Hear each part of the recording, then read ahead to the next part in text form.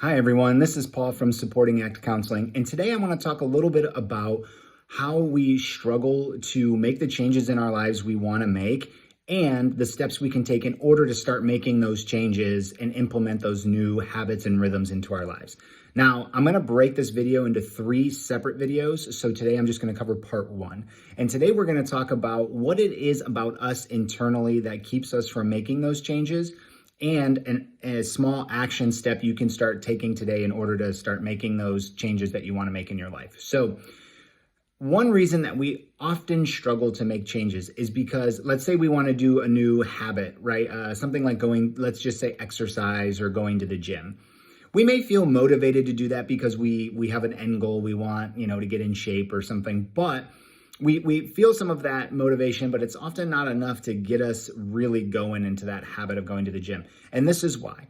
We sit around and we wait to feel inspired. We want to feel inspired to go to the gym. We may be in our homes watching TV, doing something else, and we really want to feel that inspiration to get out there and start working out because we've experienced that at some point in our life, and that inspiration has led to motivation, and that motivation has led to action. Now, this does happen occasionally, and I would say it happens, but infrequently. In the work that I do with people, I find that it's very infrequent that we kind of just wake up or we have that moment of inspiration, which leads to us being motivated and leads to that action.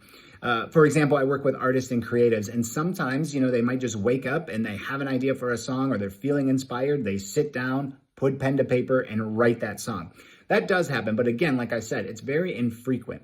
So this actually is part of what's called the do something principle that comes from Mark Manson's book, The Subtle Art of Not Giving an F. And what he talks about in that book is, instead of sitting and waiting for that inspiration to hit, which we want then leads us to feeling motivated and to that action step, instead of that, we just need to start doing an action.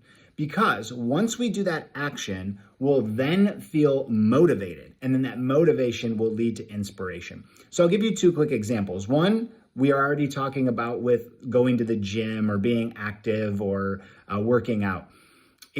What we can do, instead of just sitting around kind of waiting for that inspiration to hit, just get up and go. And I know it's easier said than done. In my next video, in my next 2 videos, I'm going to talk about some other steps that will help make that transition easier. But for now, I want you to just think, get up, get dressed, go, whether you're working out at home or going to a gym, just get there and start doing something. If you've done this before, what you have probably found is, even if you didn't want to go, which is low inspiration, low motivation, once you got there, maybe you even said, I'm just going to do 20 or 30 minutes. Well, once you're going, you have momentum and you start feeling good, and you are, that moment, an object in motion stays in motion. And then you start to feel motivated.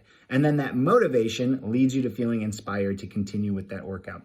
I noticed this. Another example of this is people who write, whether you're a songwriter or an author, or you make content or blogs. It's again, we kind of want to feel that big inspiration, which leads us to just, running into into another room and writing down the stuff we want to do, or writing that next book or novel, or making that content.